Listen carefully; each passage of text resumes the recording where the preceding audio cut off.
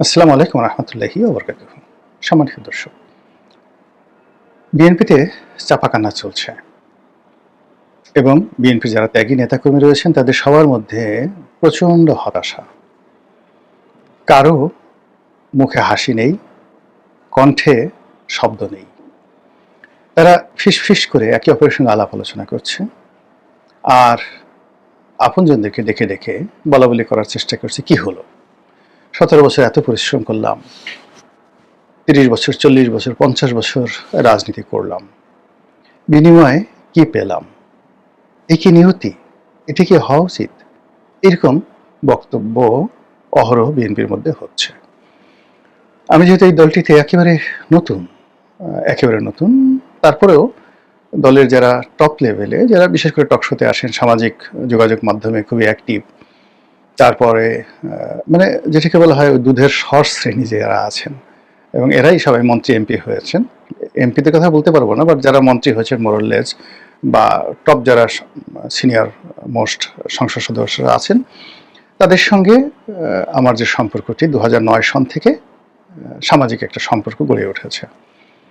আর বিশ্ববিদ্যালয়ে ছাত্র রাজনীতির কারণে বিএনপি যে সকল রাজনীতির যারা মূলত 80-র দশকে বিএনপির যে নিউক্লিয়াসটি তৈরি হয়েছে ছাত্র রাজনীতির, সেটা সেই 80-র দশকে। এখন এখানে নিরু বলেন, মানে আমি নিরু ভাই বলি সবাইকে, যেহেতু এখানে কন্টেন্ট তৈরি করছে, জন্য সব ভাইয়ের নামের সাথে না বলে যাচ্ছে, যেমন নিরু, অভি, নিরু, বাবলু, আমান, খোকন, ফজলুল হক, মিলন, নাজিমুদ্দিন আলম, মানে যাদেরকেই বলেন না কেন, তাদের সবার সঙ্গে ওই আমলে যে সম্পর্কটা হয়েছে ছাত্র জীবনে, ওটা এখনো পর্যন্ত অব্যাহত আছে।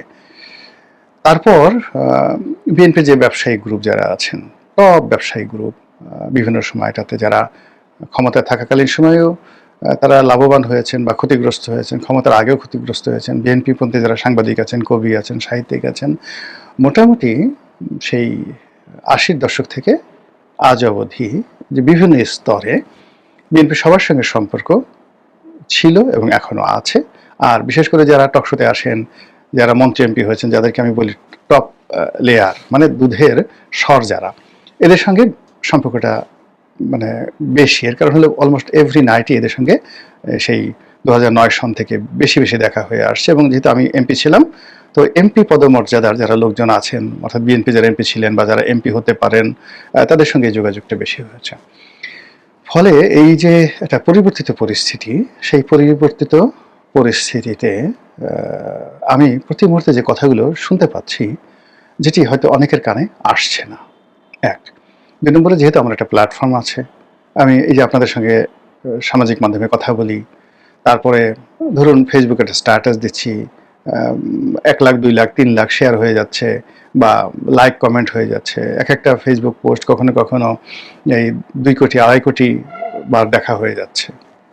তো যার কারণে হয় কি, মানুষজন বলে, অনেক বড় বড় মিডিয়া হাউস বলেন, অনেক বড় বড় সাংবাদিক বলেন, তারাও দেখা গেল যে একটু বলে যে ঠিক আছে, রনি সাহেবকে যদি কথাটা বলি আর সে যদি তার সোশ্যাল মিডিয়াতে এই কথাগুলো তুলে ধরে, তাহলে তাদের জন্য ভালো হবে। বিকজ দেখা গেল যে আপনি প্রথম আলোর কথাই চিন্তা করেন, প্রথম আলোর সার্কুলেশন কত। আমি সবচেয়ে বাংলাদেশের মানে যাকে বলা হয়, এই গত কয়েক বছরে একেবারে টপ চার্টে যে পত্রিকাগুলো ছিল, তার মধ্যে বাংলাদেশ প্রতিদিন 1 নম্বর। বাংলাদেশ প্রতিদিনে সে আমি 2009 সন থেকে লিখছি। তারপরে এখন কালের কণ্ঠে লিখছি, প্রতি বুধবারে লিখছি। কালের কণ্ঠে এখন সার্কুলেশনের দিক থেকে বাংলাদেশ প্রতিদিনের পরে প্রথম আলোর পরে যে মানে পত্রিকাগুলো আছে, এগুলো মোটামুটি একই আছে, যেমন যুগান্তর, কালের কণ্ঠ, সমকাল, তাদের 5,000 10,000 ডিফারেন্স। তো সেই কিন্তু ইনফ্লুয়েন্সের দিক থেকে কালের কণ্ঠর ইনফ্লুয়েন্স বেশি। কালের কণ্ঠের নিউজের কারণে সেই গত কয়েক বছরে সারা বাংলাদেশে অনেক তোলপাড় হয়েছে। এই যে বেনজির সাহেবের চাকরি গেল, তারপর শেষে যে রাষ্ট্রপতিকে নিয়ে যে সাক্ষাৎকার দেওয়া হলো, মানে বাংলাদেশের গত 10 বছরে কালের কণ্ঠের রিপোর্টের কারণে যত তোলপাড় হয়েছে, এত তোলপাড় প্রথম আলোর রিপোর্টও হয়নি। তো সেই কালের কণ্ঠে আমি প্রতি বুধবারে লিখি, কিন্তু কতজন মানুষে পড়ে? কালের কণ্ঠেও যতজন মানুষ পড়ে, তার চেয়ে ওই লেখা যখন আমি আমার পেজে দেই, ফেসবুক পেজে দেই, তখন বেশি মানুষ পড়ে। এই জন্য হয় কি, সমাজের বিভিন্ন স্তরের মানুষ, এমনকি যে একেবারে সাধারণ মানুষ, হয়তো কেউ আমার এই কন্টেন্ট দেখেন দিনাজপুর থেকে, তিনি তার একটা মনের কথা বলতে চান, তার কথাটা তুলে ধরতে চান। তো একইভাবে বিএনপির লোক, আওয়ামী লীগের লোক, জামাতের লোক সবাই বলেন। বলার ফলে কি হয়, আমার মধ্যে একটা প্রতিক্রিয়া তৈরি হয় বিভিন্ন অ্যাঙ্গেল থেকে। যখন মানুষের দুঃখের কথাগুলো মানে শুনি, এখানে আরেকটা ব্যাপার উল্লেখযোগ্য হলেও মানুষ কিন্তু আপনার সুখের কথা বলবে না। যারা মন্ত্রী হয়েছেন, যারা খুব আনন্দ পাচ্ছেন, মন্ত্রী হওয়ার পর ভালো বাড়িটা পেয়েছেন। আজকে যেমন আমি আসছিলাম, আমার পিছনে বা পাশ দিয়ে আরেকজন মন্ত্রী আসছিলেন। তো আমি দেখলাম যে মন্ত্রীর গাড়িটা একেবারে নতুন চকচকে গাড়ি, অর্থাৎ সম্ভবত মানে 2024 সনে ওই যে এমপিরা অনেকগুলো গাড়ি এনেছিল, লেটেস্ট মডেলের ল্যান্ড ক্রুজার যে গাড়িগুলো এনেছিল, সেগুলো তো সরকার সেগুলো সিজ করেছে খুবই ঝকঝকে। মানে গাড়ির এক একটা গাড়ি 8 কোটি 9 কোটি টাকা দাম, 4500 সিসির ল্যান্ড ক্রুজার মডেলের একেবারে LC 300 সবচেয়ে দামি গাড়ি। তো তারেক রহমান সাহেব যেটাতে চলছেন ওটা হলো প্রাডোর, কিন্তু প্রাডোর যে আপগ্রেডের যে গাড়ি এমপি এনেছিলেন মানে কোথায়, কিন্তু এগুলো তারা ছাড়াতে পারেননি। তো ওইরকম একটা গাড়িতে চড়ে এক মন্ত্রী মহোদয় যাচ্ছিলেন আমার পাশ দিয়ে। এখন নিঃসন্দেহে ভিতরে যিনি বসা ছিলেন তিনি তো আমাকে চিনেন। আমার গাড়ির তো গ্লাস মানে যাকে বলা হয় একেবারে আমাকে দেখা যায়, মানে আমি কখনো রঙিন গ্লাস নিয়ে বা কোনো টিন্টেড গ্লাসের গাড়িতে চড়ি না। আমার গাড়িতে সবসময় স্বচ্ছ গ্লাস থাকে, সাদা গ্লাস থাকে। তো সেই গ্লাসে মন্ত্রীকে দেখা যাচ্ছিল না ভিতরে কোন মন্ত্রী, বিকজ তাদের গাড়িটা একেবারে পুরো কালো গ্লাস, কিন্তু মন্ত্রী তো আমাকে দেখতে পাচ্ছিলেন। কিন্তু যদি এখন এখানে বিএনপির যে কজনই মন্ত্রী থাকেন না কেন, মোরালের সবার সাথে আমার যেমন সম্পর্ক, যদি এই যে লোক গাড়িতে করে গেলেন সে যদি অন্য সময় যায় তো অনেক দূর থেকে সে তার গ্লাস নামাতেন, তারপর জোরে একটা ডাক দিতেন, রনি ভাই আসসালামু আলাইকুম, কেমন আছেন। এখানে একটা কথা বলি, এই মন্ত্রী পরিষদে হাতে গোনা দুই একজন, যেমন টুকু ভাই আছেন, তুমি তুমি করে বলেন, আমাকে অনেক আগের থেকে ছাত্রলীগ করতেন, বঙ্গবন্ধু পরিবারের সদস্য সেই সুবাদে। আর মোরালেস কিন্তু সবার সাথে আমার সম্পর্ক কিন্তু আপনি সবাই মানে যত সিনিয়র হন না কেন, ইভেন মঈন খান সাহেবের মতো মানুষও কিন্তু আপনি করে কথা বলেন, আব্দুল আল মিন্টু সাহেবের মতো মানুষ রনি ভাই করে কথা বলেন। তো ওই জন্যই বললাম যে অন্য সময় হলে গ্লাসটা নামানো হতো, তারপরে শেষে ইভেন টুকু ভাই বিদ্যুৎ মন্ত্রী যিনি হয়েছেন তিনিও যদি দেখতেন গাড়ি নামে বলতেন, রনি কেমন আছো ভাই, কোথায় আছো, কেমন আছো, বা রনি ভাই কেমন আছেন, এই কথাগুলো তারা বলতেন। কিন্তু আজকে যেটা দেখলাম সেটা হলো মন্ত্রী মহোদয়ের গ্লাস নামলো না। আমিও আর ভয়ে কোন মন্ত্রী সেদিকে তাকানোর চেষ্টা করলাম না, আমিও স্বাভাবিকভাবে আমার গাড়িতে করে আমি সেই মন্ত্রীপাড়ার ভিতর দিয়ে আসছিলাম। তো এইরকম যে ঘটনা, সেই ঘটনাগুলো কিন্তু ঘটছে। তো ঘটার পরে হলো কি, কিছুটা হলেও আমরা যারা লোকজন আছি, এই যে আমি কথাটা বললাম যে আমি তো মন্ত্রী গাড়ি দিকে তাকালাম, আমি আশা করছিলাম যে মন্ত্রী গ্লাস নেমে জিজ্ঞেস করবেন বা অন্য সময়ের মতো একটা হাক ডাক দিবেন, রাস্তায় দেখা হলে দৌড়ে চলে এসে হ্যান্ডশেক করবেন, কোলাকুলি করবেন, যেটা গত সেই 2009 সন থেকে হয়ে আসছে। আমার সাথে যে জিনিসগুলো হচ্ছে একইভাবে তো বিএনপির যারা ত্যাগী নেতাকর্মী আছেন তাদের সঙ্গে হচ্ছে, আর তাদের সঙ্গে আরো বেশি হচ্ছে। এখন ধরুন আমানুল্লাহ আমান মন্ত্রী হননি, তারপর খালিল কবির খোকন মন্ত্রী হননি, এরপর গয়েশ্বর বাবু মন্ত্রী হননি, মির্জা আব্বাস মন্ত্রী হননি, আর অন্যদিকে ববি হাজ্জাজ মন্ত্রী হয়েছে, এহসানুল হক মিলন মন্ত্রী হয়েছেন, তারপরে শেখ রবিউল মন্ত্রী হয়েছেন, আর অনেকে মন্ত্রী হয়েছেন যাদের নামও হয়তো আমি জানি না। এমনকি তারেক রহমান সাহেবের ওই যে বিএনপির যে বাড়িটা, যে বাড়ির যে লোক মালিক বাড়ির, গুলশানের যে চেয়ারপারসন কার্যালয়, সেই বাড়ির মালিকও মন্ত্রী হয়েছেন, তাও কি গ্রাহাম মন্ত্রী। Still I could not remember his name even. এখন এরকম অনেকে মন্ত্রী হয়েছেন। এখন তাদের সঙ্গে যখন বিএনপির শামসুজ্জামান দুদু, আসাদুজ্জামান রিপন, তারপরে সৈয়দ আশিফ আশরাফি পাপিয়া, কিংবা ধরুন রুহুল কবির রিজভি, তারপরে আরো অনেকে, এরকম সবাই নামিত বলা যেতে পারে, মানে যাদের সঙ্গে গত 17 বছরে বিএনপি নেতাকর্মীর সঙ্গে একটা প্রাণের হৃদয় তৈরি হয়েছে, সেই সমস্ত নেতা যারা আছেন, ত্যাগী যারা নেতা, তারা আসলে কেউই এই সরকারের সুবিধাভোগী নন। অনেকে মন্ত্রী হয়েছেন, যেমন ধরেন জহিরুদ্দিন স্বপন মন্ত্রী হয়েছেন, তারপর এহসানুল হক মিলন সাহেব মন্ত্রী হয়েছেন। কিন্তু আমার কাছে মনে হচ্ছে না যে তারা স্বাধীনভাবে কোনো কাজ করতে পারছেন বা পারবেন, বরং উঠতে বসতে তারা তাদের প্রতিমন্ত্রী, তাদের উপদেষ্টা, তারপরে তারেক রহমান সাহেবের ঘনিষ্ঠ যে সমস্ত লোকজন আছে তাদের দ্বারা এতটা ডিকটেটেড হবেন, এতটা কন্ট্রোলড হবেন, এতটা ডাইরেক্টেড হবেন, directed, controlled and by influenced, এতটা প্রভাবান্বিত হবেন যে তারা যেটা কু করে শব্দ করবেন, কা করে শব্দ করবেন, ওয়া করে শব্দ করবেন, সেই জিনিসটা থাকবে না। আর জাস্ট অবসর সময় যখন একটু সময় পাবেন তখন তারা চিন্তা করবেন এ কি হলো, হায়, হতাশা, ফ্রাস্ট্রেশন, দীর্ঘশ্বাস। তাদের অনেকের দেখবেন যে শরীর স্বাস্থ্য খুব দ্রুত 1-2 মাসের মধ্যে নষ্ট হয়ে যাবে, এবং অনেকে ঘন ঘন চিকিৎসা নেওয়ার জন্য দেশের ভিতর বা বাইরে দৌড়াদৌড়ি করবেন। তো যেটা বলছিলাম যে বিএনপির মধ্যে একটা চাপা কান্না তৈরি হয়েছে।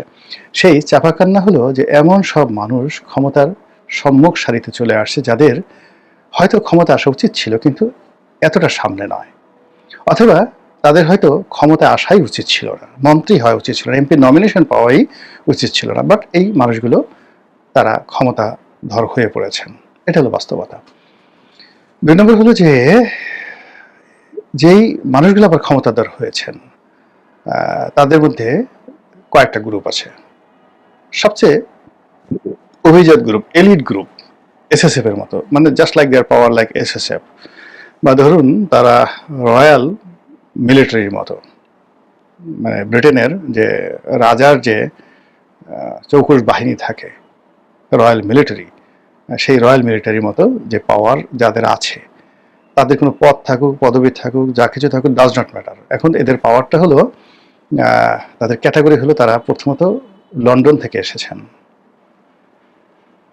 দ্বিতীয়ত হলো তাদের সঙ্গে ভাইয়া, ভাবি অথবা ভাতিজি সম্পর্ক ভালো।